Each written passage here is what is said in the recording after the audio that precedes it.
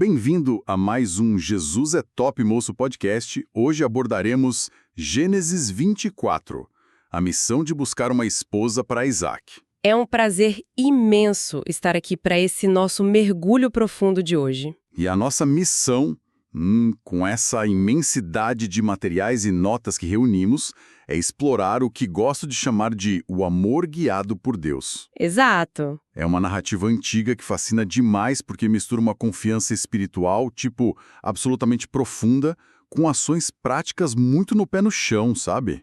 Com certeza. É sobre ter fé, mas também ter aquela sabedoria no dia a dia e limites que são extremamente claros. E para quem nos acompanha e busca entender a relevância de uma história tão antiga nos dias de hoje, é essencial definir o cenário inicial. Isso. Porque não estamos lidando apenas com a crônica de um casamento arranjado na antiguidade.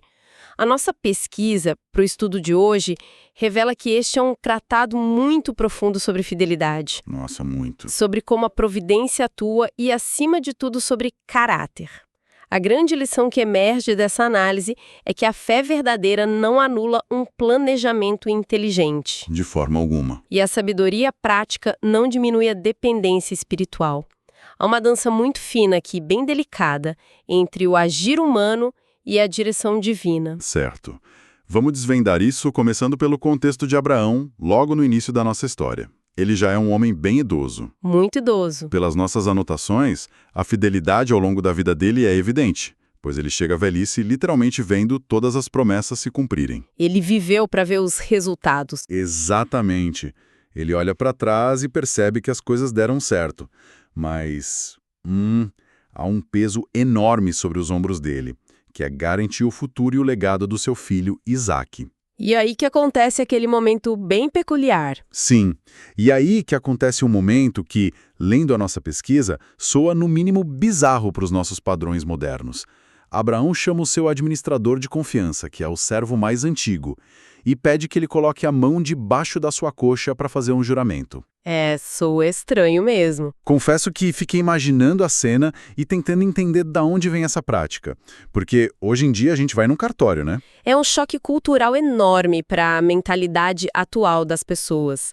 Mas mergulhando no contexto histórico da época, esse gesto era a assinatura de contrato mais séria que alguém poderia fazer. Caramba! Não era um simples aperto de mãos ou um papel assinado com firma reconhecida. Colocar a mão debaixo da coxa estava intimamente ligado às promessas de descendência e aliança. Faz sentido. Significava um sinal de extrema confiança e um compromisso inquebrável. E repare na escolha da pessoa. Abraão não chama um novato. É verdade, ele chama o gestor. Exato, ele entrega essa missão ao gestor de todos os seus bens. A tarefa carrega o peso de gerações inteiras. Abraão faz esse servo jurar pelo mais alto nível possível, pelo Deus dos céus e da terra, que não buscará uma esposa para Isaac entre os povos locais dos cananeus com os quais eles conviviam. A instrução é bem restrita, né? O servo precisa fazer uma viagem imensa de volta à terra natal de Abraão, lá para o meio da parentela dele, e encontrar essa esposa lá. Uma viagem e tanto. Pelo que entendi dos nossos materiais, o objetivo de Abraão é puramente preservar a base de valores da família. Ele quer evitar misturas com culturas que têm visões de mundo completamente opostas. É a fundação, né? Isso, buscando alguém que compartilhe a mesma base espiritual. É como garantir que a fundação de uma casa seja sólida. Mas o servo, que não é administrador de sucesso à toa, levanta uma lebre muito lógica. Uma dúvida muito pertinente. Ele basicamente pergunta assim: e se a mulher não quiser fazer as malas e vir comigo para o meio do nada? Devo eu então levar o seu filho de volta para sua terra natal? É o lado pragmático dele falando. É uma dúvida puramente prática. Pense pelo lado do administrador. Ele está fazendo o gerenciamento de crise antes mesmo da viagem começar. O que é fascinante aqui é a firmeza com que Abraão responde a essa dúvida. Ele é categórico ao dizer que, sob hipótese alguma, o filho deve ser levado de volta para lá. Hipótese alguma. A fé molda completamente essa decisão. A promessa que Abraão recebeu está conectada fisicamente àquela nova terra e não ao lugar de onde ele saiu no passado. Ele confia plenamente que a direção divina abrirá os caminhos. E ele dá uma garantia para o servo, não dá? Dá sim. Ele até garante ao servo que um anjo irá adiante dele. Porém, aqui está o equilíbrio perfeito que mencionamos no início. Abraão estabelece fronteiras saudáveis e muito claras. Os limites. Ele diz que, se a mulher se recusar a vir, o servo estará totalmente livre do juramento. A regra de ouro é: não retroceda.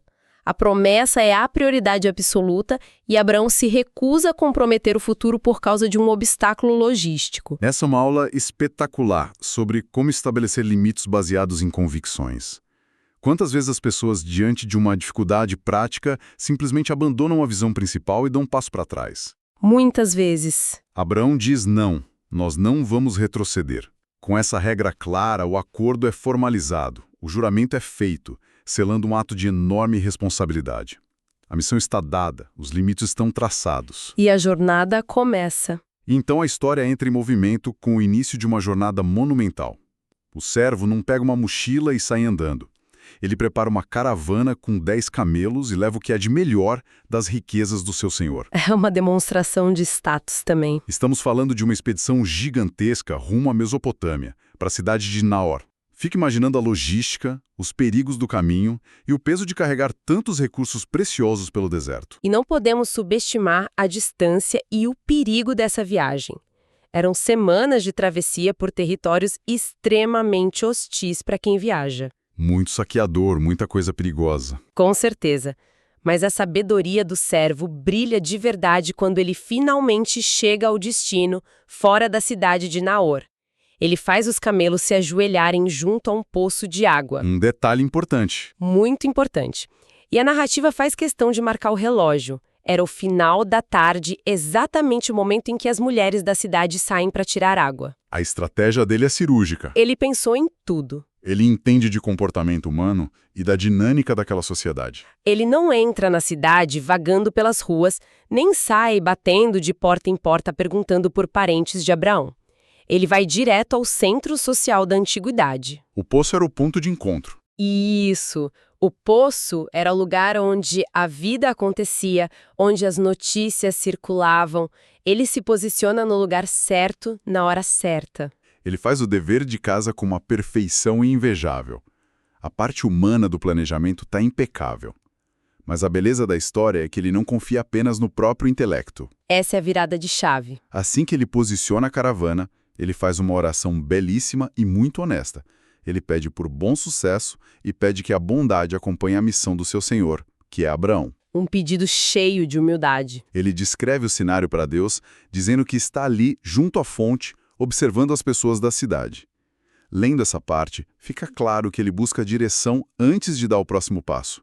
É um modelo de humildade. Sem dúvida. Ele preparou tudo, estruturou a logística, posicionou os 10 camelos, mas reconhece que o sucesso final foge do controle da planilha dele. Se conectarmos isso ao quadro geral, o pedido que ele faz na oração nos entrega uma das lições mais profundas dessa análise. Ele não pede um sinal sobrenatural espalhafatoso. Nada de raios caindo do céu. Exato, ele não pede que o céu se abra ou que uma estrela cadente aponte para a mulher certa. O critério dele é incrivelmente prático e revelador. É um teste. Ele propõe um teste.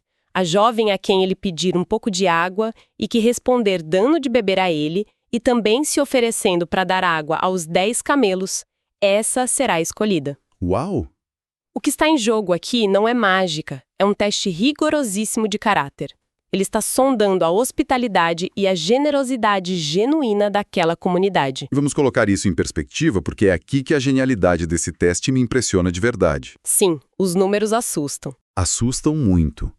Pedir um pouco de água para um viajante cansado seria respondido com um gesto de educação básica por quase qualquer pessoa daquela cultura. Era o mínimo. Mas se oferecer de forma totalmente voluntária para dar água a 10 camelos, lendo sobre isso nos nossos materiais de base, descobri que um camelo sedento depois de uma viagem longa pelo deserto pode beber até 100 litros de água. 100 litros? Cada um. Nós estamos falando de 1000 litros de água que precisariam ser tirados de um poço, à mão, com um cântaro que talvez comportasse uns 10 ou 15 litros por vez. É um trabalho brutal. Exatamente o ponto central da questão. O servo cria um filtro que elimina qualquer pessoa que tenha apenas aquela simpatia superficial. A simpatia de vitrine. Isso, a simpatia de vitrine. Ele procura alguém com uma disposição para o serviço que chega a ser sacrificial. E a narrativa ganha um ritmo de cinema nesse momento do versículo 15. Acontece muito rápido. Antes mesmo dele terminar de formular esse pensamento, de concluir a oração em silêncio, surge Rebeca. A providência divina e o acaso parecem se alinhar de forma assustadora. É o momento exato. Ela vem com um cântaro no ombro, e a nossa pesquisa destaca a ficha completa dela. Ela é nascida de Betuel, que é sobrinho de Abraão. Um alvo perfeito. Ou seja, ela não é apenas da mesma região, ela é da família exaca que cumpre o pré-requisito rigoroso daquela missão que o servo jurou cumprir. Além de ser descrita como muito formosa e de pureza íntegra, sendo virgem, o que demonstra que ela carrega atributos de integridade que iam além da aparência física. A rapidez com que as coisas acontecem a partir daí é impressionante. O servo vê Rebeca e, claro, o teste entra em ação imediatamente no versículo 17. Ele não perde tempo. Ele corre ao encontro dela e solta a isca, fazendo aquele pedido inicial bem simples. Por favor, me dê um pouco de água do seu cântaro. Uma frase simples. É um pedido inofensivo, um pedido de ajuda básico que inicia a avaliação. A resposta dela revela instantaneamente a sua postura. Ela foi super prestativa. Ela diz prontamente para ele beber, abaixa o cântaro rapidamente da mão e dá a água. Há um respeito, uma prontidão, uma ausência total de preguiça ou hesitação em ajudar aquele homem que ela nunca viu na vida. Um estranho total. E aí vem a segunda parte. Aqui é onde a coisa fica realmente interessante. Ela termina de dar a água para ele, o servo não diz mais nada, ele não insinua que os animais estão com sede, ele não tosse olhando para os camelos. Ele só aguarda. E ela, por livre e espontânea vontade, que pronuncia as palavras exatas que ele havia colocado como critério na oração. As mesmíssimas palavras. Ela olha para a caravana e diz que vai tirar água também para os camelos até que todos acabem de beber. A isca funcionou, e o sinal se concretiza ali, no meio do fim de tarde poeirento. É impressionante a precisão do relato. Ela não apenas é generosa, mas se mostra disposta a entregar exatamente aquela abundância de esforço que o servo buscava em silêncio. E é vital que a gente se detenha no esforço físico que se segue. A cena, lá no versículo 20, descreve que ela se apressou, esvaziou o que restava no cântaro dentro do bebedouro dos animais e correu novamente ao poço para tirar mais água. Ela correu. Sim, ela correu. E ela fez isso para todos os camelos. Pensemos no que conversamos agora há pouco sobre o volume de água. Não foi uma frase de efeito que ela soltou para parecer simpática e ficar bem na fita. 1000 litros de água não é brincadeira? Servir exige esforço real, exige suor e calos nas mãos. Tirar centenas de litros de um poço antigo é um trabalho exaustivo, demorado, que exige força física e uma vontade de ferro. Um sobe e desce terrível. Ela esvazia o cântaro, desce até o poço, enche tudo de novo, sobe, despeja no bebedouro e repete esse ciclo dezenas de vezes. É uma atitude absurdamente prática e sacrificial. Essa é a prova irrefutável de um caráter forjado na generosidade. Eu brinco que ela não ofereceu uma garrafinha de água mineral. Ela se voluntariou para um verdadeiro crossfit da antiguidade, puxando peso repetidas vezes para ajudar um estranho que passou por ali. Uma excelente definição, um crossfit pesado. E o que mais me chamou a atenção nessa análise foi a reação do servo a tudo isso. Enquanto Rebeca está lá, correndo de um lado para o outro, carregando água pesada para lá e para cá, o que o servo faz? Ele fica quieto. Ele fica em silêncio absoluto. Ele fica apenas observando, maravilhado, para ver se a jornada dele realmente havia prosperado. Ele não dá pulos de alegria no primeiro cântaro despejado. Ele se contém. Ele não interrompe o processo. Ele espera em pleno discernimento. Ele vê a oração sendo respondida quase de forma literal diante dos seus olhos, mas mantém a calma. Ele deixa a cena se desenrolar por completo para ter a certeza irrefutável. Não há afobação nenhuma. Essa pausa atenta demonstra uma maturidade imensa da parte dele. Ele segura a ansiedade. Segura bem. E quando o trabalho hercúleo de Rebeca finalmente termina e todos os camelos estão saciados, chega o momento da recompensa e da verificação final. Ele tira presentes de altíssimo valor. Ouro puro. Um pendente de ouro e 2 pulseiras pesadas de ouro e entrega a ela. É um reconhecimento claro e uma honra pelo serviço extraordinário que ela acabou de prestar para a caravana. Um pagamento justo pelo esforço. Sim, mas por mais que o teste do caráter tenha sido um sucesso estrondoso, ainda falta uma peça nesse quebra-cabeça. A parte mais crítica. Ele faz a pergunta que define tudo. De quem você é filha? Por favor, me diga. E haverá lugar na casa do seu pai para nós pousarmos. Lembremos que a restrição número 1, a inegociável, o juramento feito sobre a coxa de Abraão, era sobre a origem familiar. É o momento de prender a respiração, não é? Imagina a tensão dele esperando essa resposta vir. Ele encontrou a mulher mais generosa e trabalhadora da região. Mas se ela for de uma família com valores divergentes, todo o plano cai por terra ali mesmo. Tudo teria sido em vão. E então, a resposta dela vem como a peça final que faz toda a engrenagem girar com perfeição. Ela revela sua árvore genealógica. Ela diz ser filha de Betuel, filho de Milca e Nahor. Na mosca. Para o servo, ouvir esses nomes é o equivalente antigo a ganhar na loteria acumulada. É a família exata que Abraão mandou procurar.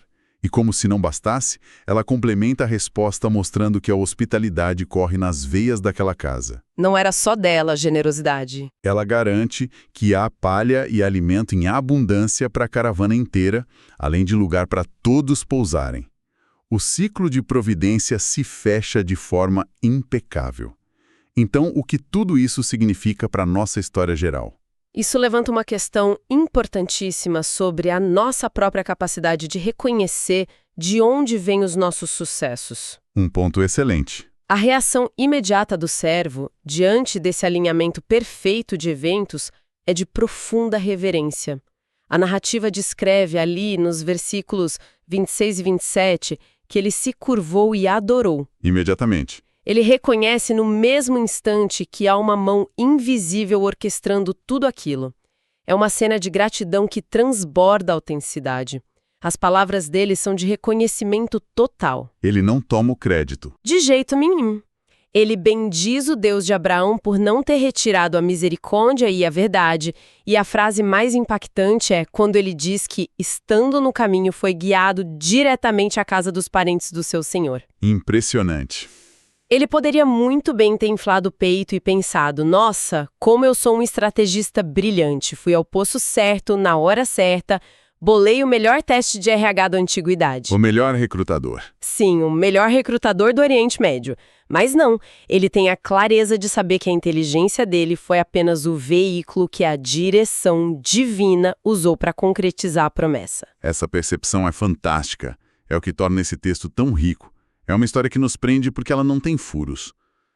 Para amarrar tudo o que exploramos hoje, com a ajuda dessa montanha de pesquisa e do texto, fica muito evidente como a prudência humana e a providência divina caminham de mãos dadas, quase como parceiras de dança mesmo. Uma sincronia perfeita. O administrador de Abraão fez tudo o que estava ao seu alcance de forma brilhante. Ele gerenciou o risco de retroceder lá no começo, assumiu a logística pesada de cruzar o deserto, posicionou sua equipe no epicentro social da cidade e desenhou um teste que revelaria não apenas simpatia, mas uma ética de trabalho dura e um caráter solidário profundo. Ele fez a parte dele. No entanto, ele dependeu, ele orou e soube reconhecer que a resposta instantânea, o surgimento de Rebeca antes mesmo do fim da oração, foi um presente absoluto. É o retrato do equilíbrio perfeito. Planejar e agir com excelência máxima, mas manter o coração dependente de uma bússola superior. Para coroar todo esse material riquíssimo que dissecamos hoje, gostaria de deixar um pensamento final, focando novamente naquele detalhe sutil do comportamento do servo. Por favor, manda ver. Há uma riqueza inesgotável no momento em que ele fica em absoluto silêncio, apenas observando Rebeca trabalhar incansavelmente. O silêncio dele me marcou muito também. Nesta nossa era atual, tão marcada pela avalanche de informações instantâneas, pela necessidade de gratificação imediata e pela pressão social de reagir rapidamente a tudo, há uma lição vital escondida nesse silêncio. Com toda certeza. Ele não pulou para conclusões precipitadas no primeiro gole de água que recebeu. Ele não declarou vitória na primeira atitude simpática que ela teve. Ele não se afobou. Ele esperou que o sinal se completasse, atestado pelo esforço contínuo, repetitivo e desgastante de Rebeca. Fique a reflexão para quem nos ouve. Quantas vezes as pessoas se apressam em interpretar um pequeno sinal, uma pequena coincidência inicial, como uma resposta definitiva para suas vidas. E acabam quebrando a cara depois. E, ao fazerem isso, esquecem de ter a sabedoria e o discernimento do silêncio. O silêncio necessário para observar se a realidade, com o passar do tempo e o teste do suor e do esforço diário, realmente sustenta e confirma aquilo que estão buscando. Sensacional. Que reflexão cirúrgica para encerrarmos a nossa imersão de hoje. A disciplina do silêncio, a paciência da observação contínua antes de tomar grandes decisões.